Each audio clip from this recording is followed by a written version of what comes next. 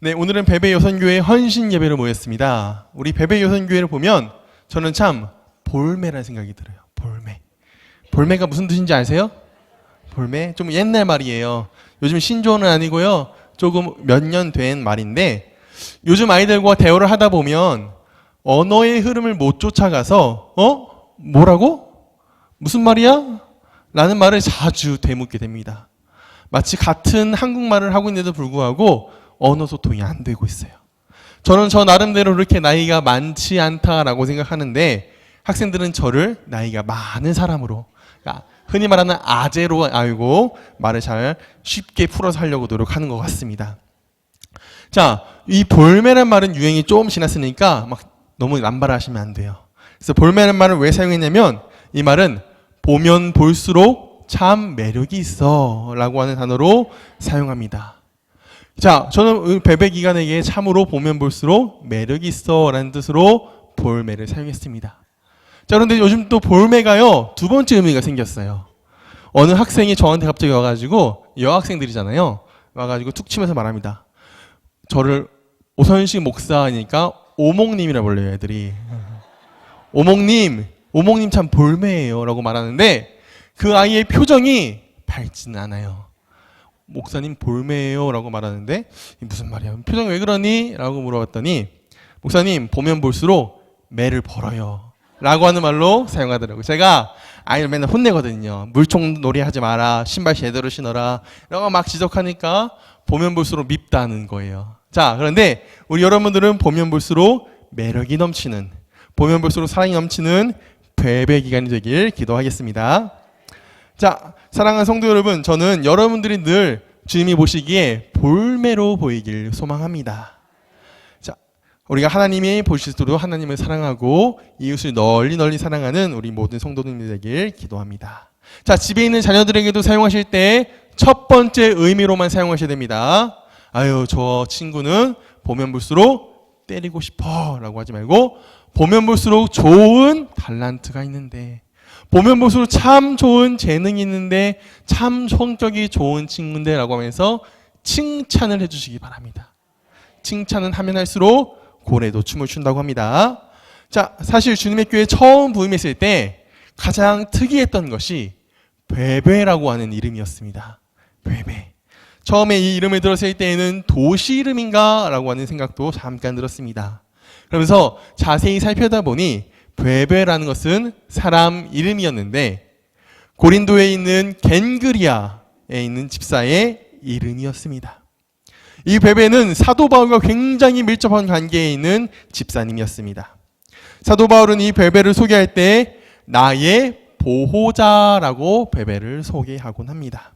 다시 말해 사도 바울이 선교 여행으로 바쁘게 다니고 또 교회를 오랫동안 비워두고 있을 때 베베 집사님은 사도 바울을 위해서 날마다 기도하고 또 사도 바울을 위해 물질적으로 또한 심적으로 후원을 아끼지 않는 집사님이 바로 베베였습니다. 더 나아가 겐그리아 지역에 선교 사역을 지속할 때 베베의 집을 사도 바울이 선교 기지로 삼아서 사역을 했던 것으로 성경 속에는 언급되고 있습니다. 특별히 베베가 무슨 이유로 사도 바울을 이렇게 잘 도왔을까 생각이 들곤 합니다. 여러 가지 이유와 여러 가지 상황이 있겠지만 무엇보다 가장 확실하게 장담할 수 있는 것은 베베는 성령 충만함을 받은 성도였다는 것입니다. 성령 충만함을 받았기에 자신의 시간과 자신의 장소와 자신의 물질을 아끼지 않고 주님의 사역을 위해 헌신하고 또 동역할 수 있는 사람이 바로 베베 집사님이었습니다. 오늘 아름다운 모습으로 이렇게 하얀 옷을 입으셨는데 하얀 옷으로 깨끗한 마음으로 헌신 예배를 드리시는 베베 기관에서도 성령의 충만함을 받아 하나님을 지극히 사랑하고 이웃들에게 사랑을 나누시는 귀한 가장 모범이 되는 기관이 되어지길 기도하겠습니다. 자, 또 한 명의 볼매를 소개하려고 합니다. 자, 이 사람은 제가 자주 만나는 사람인데 참 말 그대로 보면 볼수록 매력이 넘칩니다. 때로는 부드러운 모습으로 사람들의 마음을 녹이기도 합니다. 아, 저렇게 진짜 사람의 참 멋있는 모습인데 라고 생각하고 또 때로는 카리스마 넘치는 모습으로 나만 믿고 따라와 라고 말하는 그런 한 사람입니다. 누구일까요? 누구일까요? 이렇게 매력 있는 사람. 에? 목사님. 목사님도 맞아. 그런 분이세요. 그러면 맞습니다. 자, 저는 학교에서 주로 이런 방식으로 수업을 진행하곤 합니다. 처음부터 어려운 얘기, 복잡한 얘기 꺼내게 되면 애들이 싫어하니까 누굴까? 너네 생각하는 사람 누구니? 라고 호기심을 자극하는데 그때마다 아이들은 별의별 연예인 이름을 다 말합니다. 그 아이들의 삶에서는 그 연예인이 만난 최고의 매력, 또 최고의 멋진 사람이기에 그 사람의 이름을 쭉쭉 나열하는 것입니다. 자, 하지만 제가 여기서 지금 연예인을 소개할까요? 아닙니다. 제가 그러면 안 되는 상황이죠. 자, 마음속으로 혹시 연예인이 떠오르시던 분이시다면 이 시간 회개하셔야 됩니다. 자, 우리가 가장 마음속에 떠오르셔야 되는 분, 매력이 넘치시는 분, 바로 누굽니까? 예수님을 저는 소개하고 싶습니다. 자, 많은 사람들이 예수님을 보면 볼수록 그 매력에서 헤어나지 못합니다. 특별히 우리들도 그러지만 예수님 시대에 함께 살았던 제자들은 특히나 예수님을 사랑하고 예수님의 매력에 푹 빠져있던 사람들이었습니다. 얼마나 그랬냐면요. 예수님이 나는 이제 이 세상에 없을 거야. 나는 이제 하늘로 올라가서 하나님 우편에 있을 거야. 라고 말을 했음에도 불구하고 예수님 안 가면 안 돼요? 예수님 우리가 같이 있으면 안 돼요? 라고 말을 하던 사람들이 바로 그 제자들이었습니다. 자, 예수님이 마지막에 또 당부하시면서 말씀하십니다. 너희들은 내가 이제 하늘로 올라갈 때에 너희들에게 한 가지 미션을 주겠다. 바로 땅 끝까지 가서 복음을 전하고 세상 끝까지 하나님이 살아계심을, 하나님이 너희들을 사랑하심을 전해라 라고 하는 명령을 남기시고 하늘로 올라가셨습니다. 하지만 그럼에도 불구하고 제자들은 바로 열심히 그 미션을 수행하기 위해 달렸던 사람들은 아니었습니다. 하지만 오늘 성령 강림절 이후로 그 자들의 모습이 변화가 되어집니다. 2000년 전 성령 강림 사건 이전까지는 제자들의 마음이 위축되고 예수님의 사랑을 전하는 것이 겁 많고 두려웠던 그들의 마음 가운데 성령 강림이라는 한순간의 사역으로 인하여 그 제자들의 마음이 돌변하게 되어지고 예수님을 땅끝까지 가서 복음을 전하고 자신의 목숨을 내어 던지는 귀한 사명자들로 바뀌게 되어집니다. 그렇기에 신앙을 가진 성도들이라면 누구나 성령 충만함을 기대하고 갈망합니다. 성령 충만한 은혜를 받으면 우리들에게도 동일한 은혜, 동일한 축복이 주어질 것입니다. 주어지고 있죠? 2000년 전 마가의 다락방에 모여 함께 기도하던 제자와 무리들에게 성령 충만의 모습은 특이하게 뚜렷하게 나타났습니다. 바로 방언의 은사가 임하고 이로 인해 그들이 담대하게 복음을 전하는 능력을 받게 되었습니다. 이전까지 상황에서는 예수라고 하는 이름을 함부로 입 밖에 내밀었다가는 수많은 사람들이 끌려가고 고문을 당하고 죽는 모습을 보면서 그들이 스스로 위축했던 것이 사실이었습니다. 자신들이 날마다 의지하고 따랐던 예수님이 자신들의 곁에 없다는 사실을 알고 불안하고 나도 끌려가 죽으면 어떡하지? 라고 하는 그 두려움에 점점 안으로 숨어들 때 그들에게 성령님의 은혜는, 성령님 주신 능력은 담대하게 나가서 복음을 전할 수 있는 능력이었습니다. 오늘날 성령 충만함을 받은 사람들에게도 반드시 동일한 은혜가 주어질 것입니다. 성령 충만한 사람은요, 길거리든 가정이든 직장이든 상관없이 하나님을 자랑하는 것에 푹 빠져 있을 것입니다. 바로 그것이 성령님이 주신 능력이거든요. 자, 성령님이 주신 능력은 십자가의 사건을 자신의 십자가로 바라보고 받아들이게 됩니다. 또한 하나님과 더운 친밀한 관계가 되기 위하여 기도와 말씀에 집중하여 시간이 가는 줄 모르게 되어집니다. 언제나 주님과 동행하기에 주변 이웃들에게 더욱더 사랑을 나누고 배려하고 그들을 품기 위하여 노력하는 자가 바로 성령 충만한 자들의 모습입니다. 저는 그 모습이 바로 우리 주님의 교회 성도님들의 모습이 되어지길 기도하겠습니다. 자, 성령은 누구나 알 수 있게 첫 번째로 임했습니다. 제자와 무리 약 120명에 달하는 사람들이 마가의 다락방에 모여 함께 기도하실 때 예수님이 약속했던 성령님이 임재하셨습니다. 열심히 기도한 것이 열흘째 되던 날에 집안에 강한 바람이 밀려오는 것 같고 소리가 모두가 들었다라고 성경은 기록하고 있습니다. 불이 활활 타오를 때 불꽃이 여러 방향으로 퍼지듯이 불의 가지들이 각 사람에게 임하는 것이 뚜렷하게 눈으로 귀로 보이는 현상이 나타났습니다. 강조할 점은 성령의 불의 모습이 임할 때 특정한 누군가에게만 보이고 누군가에게만 임한 것이 아닌 그 자리에 있는 모든 사람들에게 임했다는 것을 우리는 주목해 봐야 합니다. 본래 성령은 영이기 때문에 눈에 보이지도 않고 움직임이 귀에 들리지도 않습니다. 영이란 바로 그런 것입니다. 그런데 그런 영의 모습을 한 성령이 불의 모습으로 나타나 모두에게 보여졌다라는 것은 중요한 의미가 있는 대목입니다. 만일 다락방에서 일어난 것과 같은 성령 임재 사건이 눈으로 보이지 않고 귀로 들리지 않았더라면 그곳에 모였던 성도들은 열심히 기도하다가 내가 성령을 받았는지 안 받았는지 헷갈린 상태로 있다가 뭐지? 힘만 드네. 뭐지? 힘은 생기네. 라고 말만 하다가 흩어졌을 것입니다. 그러나 분명히 귀로 들을 수 있고 눈으로 볼 수 있고 임재를 느낄 수 있는 확실한 표적이 있을 때 그곳에 있는 모든 사람들은 우리가 드디어 예수님이 말씀하신 성령을 받았구나. 이미 우리에게 오셨구나 라는 것을 확신하게 되어졌습니다. 영의 모습이 이렇게 강력하게 임재한 것은요, 처음 있는 일은 아니었습니다. 출애굽기 19장 16절에서 18절 말씀에도 등장하고 있는데 우리 성경을 좀 찾아볼까요? 출애굽기 19장 16절에서 18절의 말씀입니다. 화면 안 나옵니다. 출애굽기 19장 16절에서 18절의 말씀. 함께 읽어보겠습니다. 시작. 셋째 날 아침에 우레와 번개와 빽빽한 구름이 산 위에 있고 나팔 소리가 매우 크게 들리니 진중에 있는 모든 백성이 다 떨더라.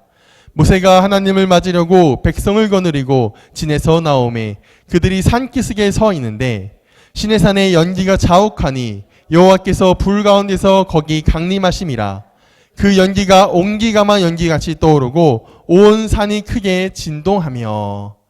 시내산에서 모세가 하나님의 율법을 받을 때에도 하나님이 불 가운데서 강림하시고 연기와 소리와 진동으로 임재하시며 모든 백성이 그 징후를 알게 되었다라고 설명되어 있습니다. 우리가 그래서 가장 주목해서 봐야 할 것은 성령님이 임재하시는 것은 어느 특별한 사람에게만 어느 특정한 무리에게만 임하는 것이 아닌 누구나에게 모든 사람에게 동시에 임한다는 사실을 여러분들이 기억하시기 바랍니다. 그렇게 성령님의 임재를 기다리시는 분들은 바로 기도하셔야 됩니다. 나에게도 성령님의 은혜를 부어 주옵소서. 나에게도 동행하여 주옵소서. 그렇게 기도한 자에게 반드시 하나님의 은혜가 임할 줄로 믿습니다. 자, 그렇다면 성령의 충만함을 받은 사람은 어떻게 변화되어지나 보겠습니다. 오늘 본문 말씀의 4절 말씀에 이렇게 나와 있습니다. 제가 세 번역으로 읽어드립니다. 그들은 모두 성령으로 충만하게 되어서 성령이 시키는 대로 각각 방언으로 말하기 시작하였다. 우리는 흔히 성령 충만함을 받으면 방언의 은사, 담대한 마음으로 능력을 행하고 기도에 집중하며 방언의 현상을 기대하며 성령님이 오시기를 기도합니다. 어떤 분들은 질문합니다. 신앙생활을 얼마나 오래 했는지 궁금하고 어떻게 신앙생활을 했나가 궁금했을 때 혹시 방언할 줄 아세요? 방언의 은혜 받으셨어요? 라고 질문하시는 분들이 간혹 계십니다. 2000년 전 다락방에서 사도와 무리들에게도 가장 뚜렷하게 나타나는 징후가 바로 방언, 각국의 언어로 일제히 말하는 이 현상들이었기 때문에 사람들은 방언에 집중하는 것입니다. 2000년 전 제자들은 처음에 자기들이 방언을 할 때 이게 무슨 말인지 도대체 알지 못하였습니다. 또 마치 명절을 맞아서 각 나라에서 모인 사람들이 저 사람 어떻게 우리 고향의 말을 하지? 저 사람 어떻게 이 말을 모를 텐데 이 말을 알고 있지? 하고 있지? 라고 순리자들이 각 나라의 언어를 듣고 소동하였습니다. 다 놀라 기이 여겼고요. 다 놀라 의혹하였고 어찌 미뇨와 같은 반응들을 쏟아냅니다. 심지어 지나가는 유대인들과 또 유대인들은 제자들과 무리들이 술에 취해서 주정을 부리는 줄 알고 그들을 경계했던 능력이 바로 방언의 은사였습니다. 하지만 분명한 것은 성경에 기록하기는 이들은 술에 취한 것이 아닌 성령에 취한 것이었습니다. 성령님은 왜 제자들에게 가보지도 않은 곳에 나라의 언어를 내뱉는 방언의 은사를 이들에게 주셨을까요? 오늘날에는 외국어가 중요한 스펙이 되어서 세상에서 언어를 잘한다면 좋은 능력자, 뛰어난 실력자로 인정받는 사회이지만 2000년 전 유대 사회에서는 이게 외국어인지 술에 취한 것인지도 알지 못하는 상태인데 왜 이 능력을 주셨느냐가 의문입니다. 성령님은 이들의 혀를 움직이셔서 각 나라의 말로 방언을 하게 하시고 이들이 각자의 말로 떠들게 하신 것은 분명한 이유와 목적이 있었습니다. 목적의 의미와 뜻도 파악하지 않고 결과만은 바라는 성도들이 너무나 많습니다. 방언하는 것만이 성령 충만한 삶인 줄 알고 방언을 못하면 성령 충만하지 않은 것을 생각하며 비판하는 사람들이 간혹 있기에 이런 사람들은 바로 결과에 집중하는 사람들입니다. 하지만 2000년 전에 성령님이 이들에게 분명하게 방언의 은사를 주신 이유는 성령님이 시키시는 대로 일하기 위하여 방언의 은사를 주신 것입니다. 성령님은 다락방에 모여 기도하는 겁 많고 걱정 많은 무리들에게 임재하셔서 저들을 통하여 전 세계 열방으로 흩어져 복음을 전하게 하시고자 각 사람에게 방언의 능력을 주신 것입니다. 다시 말해 각 무리들을 다시 전 세계로 파송시키기 위하여 그 나라 말을 하도록 책임을 지워 주셨다는 것입니다. 성령님이 가지신 유일한 관심사는 그 사람들이 각 나라로 배치되어서 각 나라에서 복음을 전하는 일이 성령님의 제1의 관심사였습니다. 어떤 말을 해야 됩니까? 예수님이 이 땅에 오셨습니다. 하나님의 아들이 이 세상에 오셨습니다. 그런데 그분이 십자가에서 죽으시고 그분이 다시 살아나시고 그분이 다시 우리와 함께하고 계십니다. 지금도 여러분을 사랑하고 계십니다. 라고 하는 좋은 소식, 복된 소식, 복음을 전하기 위해 제자들의 혀를 꼬부라뜨리신 것입니다. 근데 왜 오늘날의 성도들은 자신이 주신 그 방언의 능력을 자랑거리로만 활용하고 있는지 나 자신의 모습을 돌아봐야 할 것입니다. 나 이런 방언할 수 있는 사람이야 라고 말하는 것은 나 이렇게 기도 열심히 해, 나 이렇게 하나님이 나만을 사랑하셔 라고 말하는 이기적인 모습을 우리는 잠시 내려놓아야 할 것입니다. 분명하게 성도들에게 방언의 은사를 주신 것은요, 각 지역으로 가서 각 곳으로 가서 하나님의 사랑을 전하고 복음을 전파하라 주신 것이 그것을 자랑하라고, 그것을 드러내라고, 나 자신을 높이라고 주신 것이 아님을 여러분들이 기억하시기 바랍니다. 또 성령님의 또 다른 의미는 성도들이 성령 하나님으로 충만하여지시기를 원하는 것이었습니다. 바로 예수님이 성령 충만하신 분이기 때문에 우리에게 그 동일한 능력을 주신 것입니다. 누가복음 1장 20절에 이렇게 나와 있습니다. 그 몸에 잉태된 아기는 성령으로 말미암은 것이다. 예수님의 탄생부터도 성령님으로 시작됩니다. 누가복음 3장 22절에 성령이 비둘기 같은 형체로 그의 위에 내려오셨다라고 하면서 세례받을 당시에 예수님에게 비둘기의 모습으로 성령님이 임하십니다. 누가복음 4장 14절에 예수께서 성령의 능력을 입고 갈릴리로 돌아오셨다. 성령의 능력으로 사역을 시작하십니다. 사도행전 10장 38절에 하나님께서 나사렛 예수께 성령과 능력을 부어주십니다 라고 되어 있습니다. 예수님은 성령으로 잉태하시고 성령으로 세례를 받으시고 성령의 능력으로 사역을 하시는 분이었습니다. 처음부터 끝까지 성령님과 동행하시는 분이 바로 예수님이십니다. 요즘 오후 시간을 활용해 성경 공부를 진행하고 있습니다. 이번 공과 내용에서는 예수님의 기적과 비유에 대한 내용을 자세하게 살펴보고 있는데 예수님은 정말 다양한 기적과 비유를 말씀하십니다. 하지만 그 모든 기적과 비유들이 단 하나도 예수님 자신을 높이기 위하여 사람들만을 위하여 주신 것이 아닌 철저하게 하나님을 드러내시고 하나님을 바라보라라고 하는 내용으로 기적과 비유를 전하시는 분이 바로 예수님임을 보게 되어집니다. 우리들은 예수님을 따르라고 고백하는 자들입니다. 나도 예수님의 발자취를 함께 동행하겠습니다라고 다짐하는 자들이 바로 우리들입니다.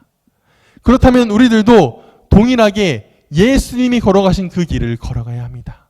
먼저는 성령 충만함을 받아야 할 것이고요. 우리의 발걸음이 나아가는 곳마다 나가 아닌 예수님을 드러내고 하나님의 발걸음, 하나님의 사랑을 나타내는 자들이 바로 우리들이 되어야 하는 것입니다. 만일 그 길에서 하나님이 아닌 나의 능력을 자랑하는 것이 있다면 과연 진정으로 내 마음 가운데 오신 분이 성령님이신가? 나의 마음을 돌이켜 보셔야 하는 것입니다. 자, 두 번째, 성령은 바로 하나됨에 대하여 강조하는 것입니다. 언어에 관련된 내용, 각기 다른 말을 한 부분에 대해 우리는 보면 구약의 바벨탑 사건이 떠올라야 합니다. 구약시대의 사람들은 자기의 이름을 높이기 위하여 바벨탑을 쌓으려 할 때 하나님께서는 그들의 모습을 죄로 여기시며 그들의 언어를 흩어놓으셨습니다. 그 이후로 각 언어별로 사람들이 모여서 각 민족을 이루었다라고 구약 성경은 전달하고 있습니다. 인간이 자기 자신을 높이고 하나님과 같아지려고 하는 생각은 하나님은 모두 다 죄로 여기십니다. 인간은 지어진 존재의 목적에 맞게 하나님을 찬양해야 되고 하나님의 은혜에 감사하며 살아야 되는데 자신의 능력으로, 자신의 힘으로 나는 잘 살아가고 있어, 나는 내 힘으로 노력하고 있어 라고 말하는 것에 하나님은 진노하시는 것임을 분명히 기억하시기 바랍니다. 그렇게 성경에서 말하는 죄, 바로 강도했다, 살인했다 라고 하는 많은 죄가 아닌 하나님을 떠나가는 죄, 하나님을 인정하지 않는 죄가 큰 죄이심을 여러분들이 기억하시기 바랍니다. 그렇게 신앙인들은요, 아침에 늦잠을 자지 않는 것도 몸 관리 요즘 했더니 덜 피곤한 것 같아 라고 말하면 안 됩니다. 요즘 비타민을 바꿨더니 조금 더 몸이 가벼워진 것 같아 라고 말하는 것이 아닙니다. 가장 먼저는 하나님이 나를 또 깨우시는구나, 하나님이 나를 일하게 하시는구나 라는 사실에 감사하고 그 나머지 것들은 부수적인 것으로 여겨야 하는 것입니다. 또 마지막에 잠들 때에도 마찬가지입니다. 오늘 하루를 잘 넘겼다, 오늘 하루는 왜 이렇게 피곤했지? 라고 말하며 잠드는 것이 아닌 하나님이 도우셔서 오늘 이곳까지 오게 되었구나, 하나님이 함께 하셔서 정말 오늘 하루도 무사히 지내게 되었구나 라고 고백하며 잠드는 여러분들이 되어야 할 것입니다. 아침에 눈을 뜰 때부터 잠들 때까지 하나님을 동행하시며 하나님을 찬양하시는 여러분 되시기를 기도하겠습니다. 다시 바벨탑으로 돌아가서 바벨탑은 자기 자신을 높이고 자기 의지대로 살아갈 수 있다는 것을 막기 위해 하나님은 인간의 언어를 흩으셨습니다. 서로 소통하지 못하게, 서로 단합하지 못하게 그들을 흩으신 사건입니다. 그러나 오순절에 임하신 성령님은 그들이 서로 소통하도록 역사를 시작하시는 것입니다. 분리와 흩어짐, 혼돈과 갈등이 인간의 죄의 결과였더라면 연합과 이해, 하나님과 소통은 성령님의 강림하심을 통해 이룩하시는 하나님 나라의 본질이심을 직접적으로 보여주고 계신 것입니다. 우리의 가정이나 우리의 교회가, 더 나아가서 이 사회가 갈등과 불신과 소통 안됨의 문제들이 있더라면 그 일들 가운데 성령님 임자하여 주옵소서, 하나님 이것을 통치하여 다스려 주옵소서 라고 하시는 기도로 성령님이 주관하시어 하나가 되는 공동체, 한 몸과 한 뜻을 이뤄나가는 공동체가 되어가길 기도하셔야 되는 것입니다. 오늘날 우리 주님의 교회 성도들, 주님이 함께 하심으로 서로 간에 화평을 이루고 단합을 하고 서로 사랑하시는 귀한 교회가 되어지길 소망하겠습니다. 자, 그리고 마지막으로 그리스도 안에서 하나됨을 통하여 삶의 현장에서도 성령 충만함이 임재해야 합니다. 요즘 우리가 오후 예배 시간에 솔로몬의 성전 짓는 장면을 계속해서 보고 있습니다. 우리가 말씀을 통해 반드시 깨달아야 할 것은 솔로몬의 성전이 크고 화려해서 하나님이 기뻐하시는 성전이 아닌 그 성전 짓는 과정 하나하나에 하나님의 뜻과 하나님의 계획이 담겨져 있고 하나님이 원하시는 성전을 지어야 한다는 것은 우리는 기억해야 합니다. 말씀을 들음으로써 우리가 잘 알고 있듯이 솔로몬의 아버지 다윗은 평생에 성전 짓는 것이 꿈이었습니다. 하지만 하나님은 다윗의 마음은 기뻐 받으셨지만 다윗에게 건축은 허락하지 않으셨습니다. 허락하지 않는 이유는 분명했습니다. 다윗이 전쟁을 하면서 피를 많이 흘렸기 때문도 있고 또 다윗이 아직까지도 전쟁에 계속해서 나가야 하는 안식의 상태가 아니었음이 성경 속에 드러나 있습니다. 다윗이 전쟁에서 이긴 결과 팔레스타인과 그 주변의 전쟁은 그치고 화평을 이루었습니다. 그 아들 솔로몬에게는 화평한 나라를 물려주게 되었습니다. 하나님께서는 사방에서 두려움을 주셨기 때문에 감히 이스라엘을 넘보고 침략하는 자가 없어지는 그때에 솔로몬으로 하여금 성전 짓는 것을 허락하십니다. 다윗이 그동안 전쟁에서 이긴 전리품들을 가지고 성전을 짓도록 하나하나 차근차근 준비시키십니다. 이것이 주는 교훈을 우리는 분명히 깨달아야 합니다. 샬롬이 없을 때 하나님의 성전은 허락되지 않습니다. 한국교회도 한동안 성전 건축 붐이 일어났습니다. 이 교회, 저 교회 앞서서 성전 건축에 매진하였습니다. 결과적으로 한국에 많은 교회당이 세워지게 되었고요. 그곳에서는 하나님을 예배하는 목소리가 분명히 많아졌습니다. 그러나 그 이면에서는 얼마나 많은 교회들이 깨어졌는지 모릅니다. 서로 좋은 교회의 모습을 갖고자 아름다운 교회당을 짓고자 단합하여서 교회 짓기를 시작하였으나 진행 방식에서의 소통의 부재, 진행 방식에서의 갈등의 요소로 인하여 깨어진 교회가 너무나도 많습니다. 우리가 무슨 일을 할 때든지 우리는 서로 화목하기 위해 노력해야 되는 부분입니다. 모든 일을 처리할 때 갈등 없이 나아가는 방향이 무엇인지를 기도해서 물어봐야 합니다. 하나님, 이것이 과연 하나님이 기뻐하시는 일인가요? 하나님, 이 방법이 과연 우리 교회 성도들이 하나 되는 방법인가요? 물으신 다음에 그 일들을 행하여 나가셔야 합니다. 만약에 그 일들을 하면서 갈등이 생긴다면 그 모습은 결코 하나님이 기뻐하는 모습이 아님을 기억하시기 바랍니다. 우리가 명심해야 될 것은 하나님은 과정을 중요시 여기시는 분이십니다. 우리가 하는 말이나 행동이 주님의 몸된 교회를 위해서 나온 말과 행동인지 아니면 그것이 다른 사람들의 시선을 의식해서 나온 말과 행동인지 그것이 나를 드높이기 위하여 나의 영향력을 보여주기 위하여 하는 행동인지 나의 마음의 중심을 돌이켜 보셔야 합니다. 그리고 나서 시간이 지나서 하나님이 기뻐하시는 모습이 이 모습이었구나 라고 하시면서 서로를 격려하시는 우리 주님의 교회 성도 여러분들 되시길 소망하겠습니다. 예수님은 부활 이후 두려움에 떨고 있던 제자들에게 나타나셔서 죽음으로부터 부활하신 모습으로 그들을 위로하셨습니다. 그리고 이제 말씀하셨습니다. 숨을 내쉬며 성령을 받아 너희들의 발걸음이 하나님이 기뻐하시는 곳을 향하라라고 말씀을 전하십니다. 성령이 충만하게 된 제자들은 더 이상 로마인들과 유대인들이 무서워 숨는 존재가 아닌 그들을 향해 담대히 나아가 하나님은 살아계십니다. 하나님은 지금도 우리 예배를 기다리고 계십니다. 예수님이 우리를 위해 죽었다가 다시 살아나셨습니다. 라고 전하는 자들로 세워졌음을 기억하시기 바라겠습니다. 이제 말씀을 정리해 보겠습니다. 과연 어떻게 하면 성령 충만함을 받을 수 있을지 간단하게 정리하고 마치도록 하겠습니다. 첫 번째, 간절히 사모하는 마음. 제자들이 확실하게 성령님의 은혜를 받은 것은 사모하는 마음이 있었기 때문입니다. 두렵고 불안하고 걱정되는 그 마음 가운데 성령님 오시옵소서, 성령님 우리를 붙잡아 주옵소서 라고 기도했을 때 그들에게 성령님이 임재하셨습니다. 그리고 약속하신 대로 담대하게 세상 밖으로 나가게 인도하셨습니다.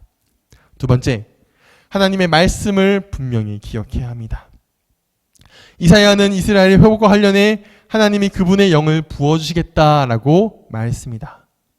하지만 12 사도들은 그 말씀의 뜻을 제대로 기억하지 못했습니다.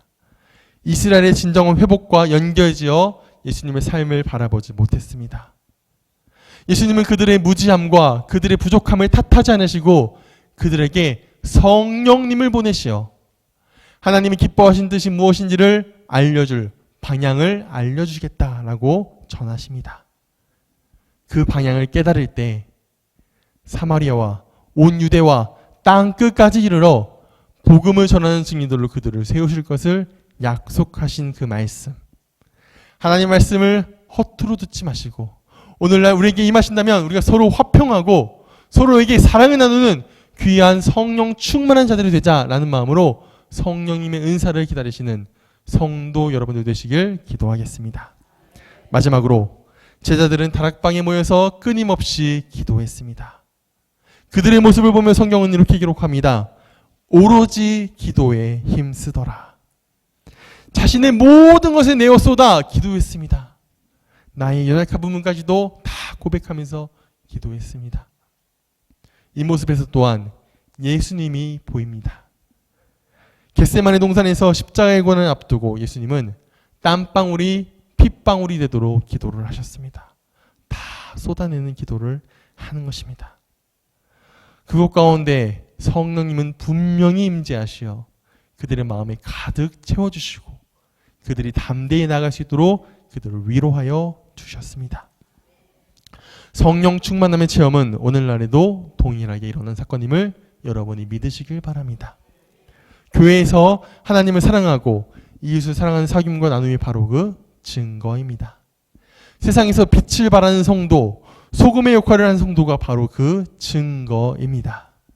하지만 성령 충만은 교회에 직분이 있다라고 하여 신앙생활을 오래 했다고 하여 당연하게 임하는 것은 아님을 기억하시기 바랍니다. 성령 충만한 삶을 살기 위하여 누구든지 자신의 삶을 돌이켜봐야 하고 누구든지 나에게 주옵소서, 나에게 간절히 구하옵나이다 라고 하는 기도 제목이 있을 때에만 성령님이 임재하심을 여러분들이 기억하시기 바랍니다.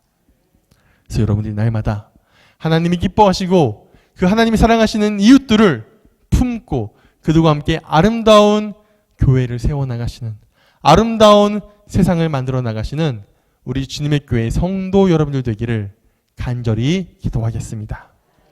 기도하겠습니다.